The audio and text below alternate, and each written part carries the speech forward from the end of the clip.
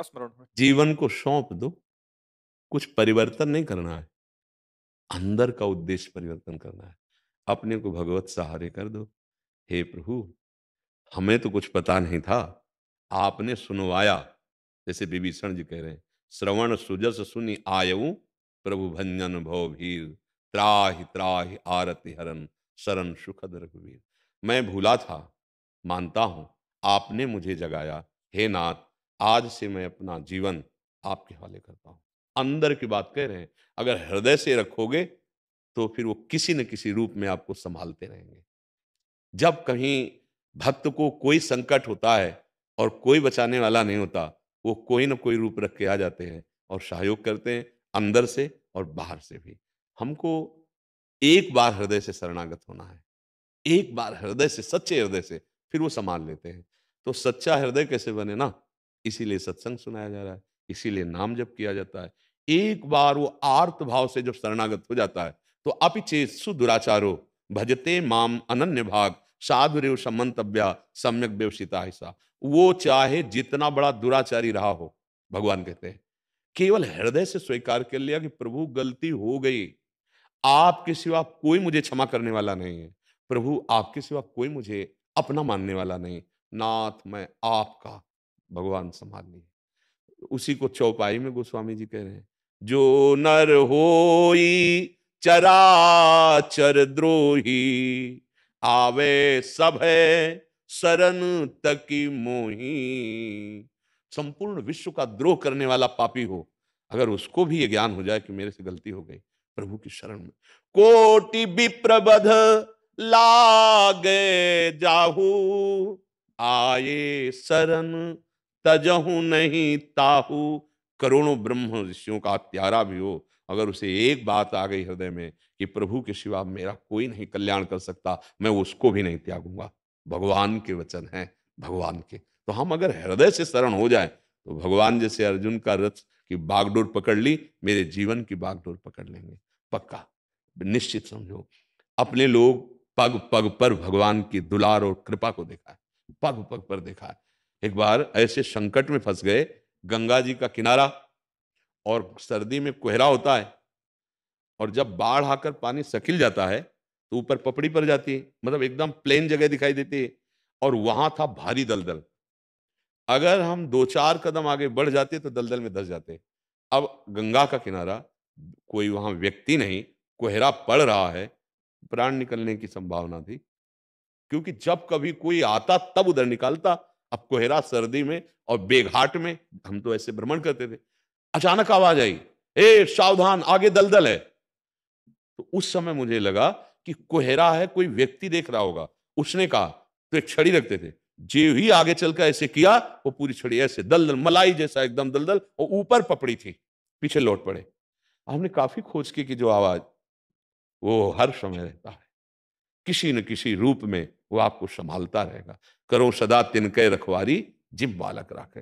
हमें पहले तो लगा किसी व्यक्ति का आवाज, लेकिन जब तो लगा इस समय प्रातःकालीन धुंध मची हुई है, यहाँ कौन, मतलब मेरे भगवान मेरे को प्रतिपल देख रहे। वही विश्वास आगे बढ़ाता है ना। बचपन से कदम कदम पे देखा है भगवान का दुलार, पर अंदर से भगवान के सिवा हमारा ना कोई था, ना है और ना रहेगा। उसी बात से ये बात मिट जाएगी कि हमें किसी के सहारे की जरूरत है। सच्ची मानिए, भगवान हजारों हाथों से प्यार कर रहे हैं, लाखों नेत्रों से हमें दुलार दे रहे हैं। अब देखो, क्योंकि उनके सिवा मेरा कोई नहीं, अब क्या परवाह करनी। अभयद भुज दंड मूल पीन अंश सानुकूल। उनकी अभय भुजाएं सदैव अपने भक्त के लिए फड़कती रहती हैं। हमको किसी के सहारे की जरूरत नहीं, क्योंकि किसी में जो कुछ भी बल है वो मेरे प्रभु का बल है। वो कोई भी रूप लेकर हमें सुरक्षा प्रदान करेगा, हमें सुख प्रदान करेगा, ये विश्वास हो जाए पक्का। कई बार हमने बताया ये सत्संग में, बड़ा विश्वास का विषय है। कल भी यही चर्चा की थी कि माधोदास बाबा बहुत भजनानंदी महात्मा थे। अब प्रारब्ध भोग आया, संग्रहणी का रोग हो गया, उसमें बार बार सोच होती है, पतली सोच, बार बार दो चार दस सोच हो जाए तो आदमी का शरीर शिथिल हो जाता है। उनकी कई दिन से हो रही थी। अब ना भिक्षा जाना है, ना वहां कोई व्यक्ति आना, समुद्र के किनारे एकांत में हो। तो जब आंख खुली उनकी तो देखा एक 14 वर्ष की अवस्था, पीताम्बर माथे पे बांधे हुए, पीताम्बर पहने हुए, बाबा की लंगोटी सोच की, धो धो के ऐसे फैला रहे हैं और सूखी लंगोटी बाबा को पहना के उनका बार बार मल साफ। तो सोचा मुझ अकिंचन के पास नवीन अवस्था कौन। तो अपनी जो भागवतिक दृष्टि से देखा तो जगन्नाथ जी। तो रो पड़े, कहा प्रभु प्रभु आप ऐसा क्यों किए। आप में सामर्थ्य थी, यदि आपको दया आ रही थी तो प्रारब्ध मिटा देते हमारा, प्रारब्ध मिटा आपने बोले नहीं बाबा, प्रारब्ध भोग लो, मैं तो स्वयं तुम्हारी सेवा नहीं। आपने क्यों की। तो बोले बाबा जब आपके हृदय में मेरे सिवा किसी का आश्रय नहीं है तो मैं ही तो करूंगा सेवा। भगवान के अनंत पार्षद हैं, भगवान ने किसी एक पार्षद को आज्ञा नहीं करी, स्वयं भगवान ने। भगवान का जो सारथी दारुक है, विश्व ब्रह्मांड में जितनी अश्व कलाएं हैं सबका वो गुरु है। भगवान ने दारुक को नहीं आज्ञा की कि अर्जुन का रथ हाँकिए, स्वयं सरकार बैठ गए। भगवान का जो सारथी दारुक है ना, अरे भगवान का सारथी है। विश्व की जितनी भी कलाएं अश्व के संबंधी रथाग्नि सब में वो गुरु है। भगवान जगत गुरु दारुक जी को नहीं कहा कि चलो युद्ध में अर्जुन का रथ हाँक दो, हम क्यों द्वारिकाधीश्वर भगवान, नहीं, स्वयं भगवान। जब भक्त को कभी आवश्यकता पड़ती है भगवान। एक सेन भक्त नाम के बहुत उच्च कोटि के महापुरुष हुए हैं, सेन भक्त उनका नाम था। वो जहां संतों को देखते थे तो भूल जाते थे मैं किस काम के लिए जा रहा हूं, क्या मतलब इतना प्रीति। जब जिसको भगवान से प्रीति होती है उसको भक्तों से अवश्य प्रीति होती है, और जिसको भक्तों से प्रीति होती है भगवान उसके अधीन हो जाते हैं। तो एक दिन वो राजा की सेवा में जाया करते थे, तो अपना वो सब सामग्री लिए उसकी मालिश की जा रहे थे, तो रास्ते में देखा कई संत आ रहे हैं, तो भूल गए और दंडवत किया, आओ महाराज। तो संत भाव के भूखे हैं, उनके पास गए, और वो सबकी सेवा खान पान जैसा फल फूल आदि जो, अब वो संत भगवान सुबह तक रुके। जब वो सुबह गए तब उनको होश आया कि राजा तो इंतजार ही करता रह गया उसकी मालिश का। अब डर सताया कि राजा रजोगुणी होता है, फांसी में चढ़ा देगा, क्योंकि हमने कोई सूचना निवेदन नहीं किया और सेवा में नहीं गए। इतने में दो पार्षद आ गए राजा के, कहा महाराज ने आपको बुलाया है। अब उन्होंने सोचा अब अंतिम समय है हमारा, क्योंकि राजाओं का तो राजमद होता है, क्यों नहीं आए। अभी हम कहें साधु सेवा में नहीं आए तो दंडे देंगे। अंदर से अपने भगवान का स्मरण करते हुए कि जो भी होगा, हाँ भगवान मंगल करेंगे, और वहां पहुंचे। अंदर राजा बहुत प्रसन्न मुद्रा में बैठे थे। आओ सेन, कल तुमने जैसी सेवा की ऐसी मुझे जिंदगी में सुख नहीं मिला, जो चाहो मांग लो हमसे, मैं बहुत प्रसन्न हूं। तो सोचा विनोद तो नहीं कर रहा। तो उनका सरकार कल कहाँ बोले नहीं, बहुत सुंदर सेवा की, और इतना सुंदर रूप कल तुम्हारा हमने देखा जो हमने कभी नहीं देखा। अब समझ में आया कि हो सकता है हम जिन भक्तों की सेवा कर रहे थे उनके स्वामी भगवान की कोई लीला हो। वो सरकार थोड़ा बताने की कृपा करे, क्या रूप आपने देखा। तो बोले तेल की कटोरी सामने थी और तुम हमारी पीठ की मालिश कर रहे थे, तो जब मैं ऐसे देखता तो तुम्हारा ये रूप था, और जब तेल की कटोरी में देखता तो अरविंदाक्ष कमल नयन श्याम स्वरूप, ये तुमने वो कवि रूप तो अपना दिखाया ही नहीं। रो पड़े और उनका सच्ची बात है सरकार, हम कल आए ही नहीं थे, ये हमारी जगह हमारे आराध्य देव भगवान श्री कृष्ण है। भगवान अपने भक्त के लिए एक रजोगुणी राजा की मालिश करने सेन बनकर जाते हैं। अरे विश्वास करो ये कोई कथा नहीं है, अपने लोगों का जीवन यही है।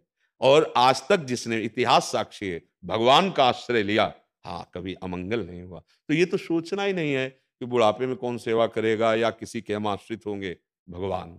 तो अगर हम सोचे कि आखिरी में हमारा क्या होगा तो बहुत बढ़िया होगा, क्योंकि हमने प्रभु के सिवा अपना किसी को नहीं माना। इसीलिए विश्वास, हमें विश्वास दिलाने के लिए कहते हैं, किसी से याचना नहीं की है कभी।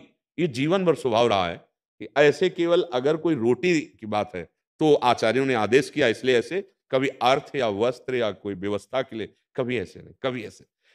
एक बार ट्रेन में बैठे हुए थे तो वो पूरा उनका जांच वाला तो कोलाहल मचा, तो उसमें संतों को भी वो लोग अपमानित कर रहे थे। मतलब अब बेटिकट होते हो हम, टिकट तो थी नहीं, ऐसे बैठे थे। अच्छा टिकट पैसे से होती है, तो हमको ऐसा कुछ ज्ञान नहीं था कि ऐसी घटना हो।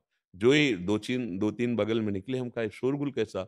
बोले फोर्स से जांच करने वाले, जिनके पास टिकट नहीं उनको पिटाई कर रहे हैं। और ऐसे तो उनका अच्छा ये तो आज लगता है। और जटाई बड़ी बड़ी थी, सन्यास भेष में थे, पद्मासन लगा और बैठ गए। उनका अच्छा मार डाले जाए, ना आँख खोलेंगे ना बोलेंगे ना हिलेंगे, शांत। ए कोई को चले भगवान को प्रताप देखा, बूट की आवाज नीचे से आ रही थी, हमें किसी ने छेड़ा नहीं और कोई पूछा, बस जटाएं ऐसे डाल ली और पद्मासन ऐसे।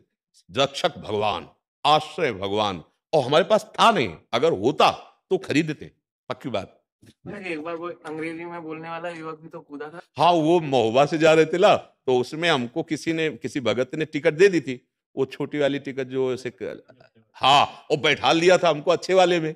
अच्छे वाले को क्या कहते हैं? हाँ। अब वो जब आप वो आए तो उनका टिकट तो हम बड़े गर्व से दिखा दिया।